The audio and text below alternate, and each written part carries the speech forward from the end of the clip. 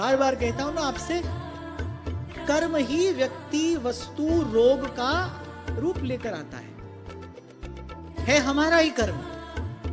वो कभी व्यक्ति बनकर आएगा, कभी रोग बनकर आ जाएगा, कभी कोई विषम परिस्थिति बनकर आ जाएगा।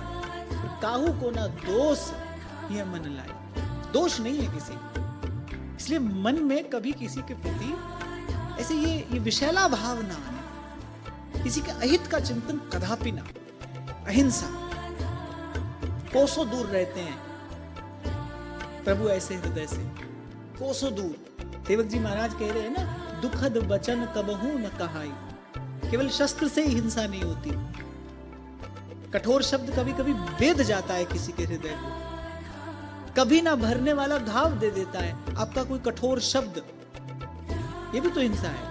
किसी के हृदय को पीड़ित कर दिया अपने दुर्वचन से, कठोर वचन से, ये भी तो हिंसा है। तो दुखद वचन कबहू न कहाई, कुछ महत्वपूर्ण बात होगी तभी सेवक जी कह रहे हैं, संतत सकल सुनहु चितलाई। किसी के प्रति ये विषैला भाव, ये द्रोह का भाव, ये अहित का भाव कब आता है, क्यों आता है? जब हमको लगता है भाई किसी ने हमारा अहित किया है, हमारा नुकसान किया है, हमको हानि पहुंचाई है, हमारा अपमान किया है, हमारा तिरस्कार किया है, जबकि ऐसा तो है ही नहीं। महारानी गांधारी ने जब श्राप दिया, भगवान ने कहा वैसे तो कोई भी श्राप वरदान में किसी भी समय निष्फल कर सकता हूं, कोई आवश्यक नहीं है कि आपका दिया हुआ श्राप मैं स्वीकार करूं, पर मैं करता हूं। भगवान ने स्वीकार किया क्योंकि वो भी तपस्विनी है।